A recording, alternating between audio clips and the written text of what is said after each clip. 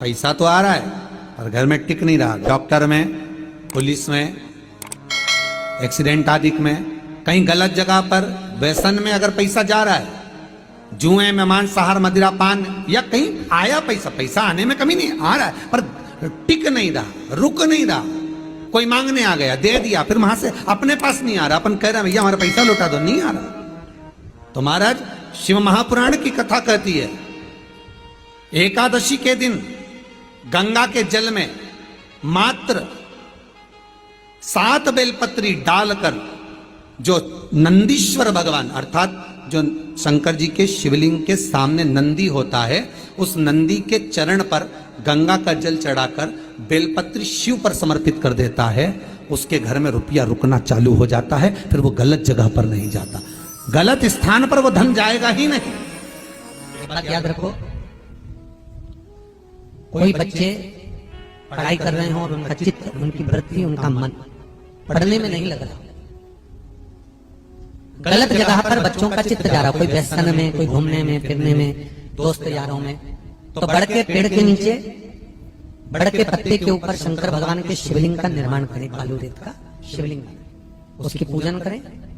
और पूजन करने के बाद उसी बड़ के पत्ते पर रखे हुए शंकर भगवान को पूजन आदि करने के बाद नदी में विसर्जन करें। उस बड़ के पत्ते को लेकर आना है, जहां पर बालक सोता हो, जो गलत संगत में पड़ रहा हो, या गलत जगह जा रहा हो, या चिड़चिड़ प्रवृत्ति में हो, उसके पलंग के सिराने में उस पत्ते को 1 महीने के लिए रख दीजिए। बच्चा गलत संगत से छूट जाएगा, उसकी चित्त वृत्ति वापस विद्यात्म होने में लग जाएगी। बटकेश्वर महादेव का इतना प्रमाण हमारे शास्त्र वर्णन करते हैं। महाराज बटकेश्वर, जिनका अदालत में कोई काम चल रहा हो, प्रशासनिक कोई कार्य और नहीं हो रहा हो, तो बटकेश्वर महादेव की पूजन बड़ के पेड़ के नीचे बालू रेत का शिवलिंग बनाए, बिना पत्ते पर, केवल भूमि, उसकी पूजन करें, दही चढ़ाएं, चढ़े हुए दही को घर में लेकर आए, शंकर भगवान का विसर्जन करने के बाद में चढ़े हुए दही को घर पर लेकर आए, उसका हाथ से एक रुमाल पर छापा लगा लें। अदालत में जब भी आप जाए, प्रशासनिक कार्य के लिए कभी भी जाए, उस रुमाल को जेब में रखकर लेकर जाए, आपका कार्य सफल होगा। बटकेश्वर महादेव का इतना पर, बटकेश्वर महादेव का पूजन, अर्चना, स्मरण जीव को सुख प्रदान, भगवान शंकर को आनंद की अनुभूति करा। बटकेश्वर महादेव, ये वही बटकेश्वर महादेव का प्रमाण वर्णित किया करते हैं। अगर हमारी दुकान नहीं चलती, धंधा पानी नहीं चलता, व्यापार नहीं चलता, तो उसके लिए बटकेश्वर महादेव का पूजन किया जाता है। सही व्यापार ना हो, लक्ष्मी कमा नहीं रहे हो, बहुत मेहनत कर रहे हैं, फल 1 रुपया नहीं मिल रहा, अथक प्रयास किया जाए, और अगर फल नहीं है तो बटकेश्वर महादेव का पूजन करें। उसके लिए भी कहा, पर उसके लिए हमारे यहाँ वर्णन किया गया, बड़ के पत्ते के ऊपर पीपल का पत्ता रखना पड़ता है, और पीपल के पत्ते के ऊपर फिर खाकर का पत्ता, इन तीनों को रखकर बालू का शिवलिंग बनाकर केसर में चंदन घोलकर बटकेश्वर महादेव का अभिषेक करते हैं पानी में घोल, और शिव को चढ़ाकर उसी केसर चंदन का जल और 5 पत्तों में 3 पत्ते जो आपने रखे, उसमें से कोई भी एक पत्ता ले जाकर व्यापार वाले स्थान पर उसको रख दीजिए। उसी चंदन में, उसी केसर चंदन में मिला हुआ वो पत्ता चिपका हुआ,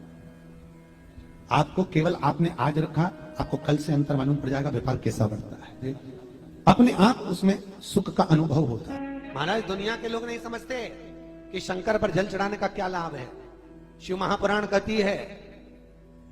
अगर एक दिन, शिव महापुराण की कथा कहती है, शनिवार के दिन अगर शिव जी के मंदिर में, शंकर के मंदिर में जाकर 1 लोटा पानी चढ़ाया जाता है तो हमारे कार्य में उन्नति होती है। फिर कहूंगा, अगर दिल में कोई बात है और आपकी वो कामना पूरी नहीं हो रही, बहुत प्रयास कर लिया आपने, कामना सिद्ध नहीं हो रही, 1 लोटा जल,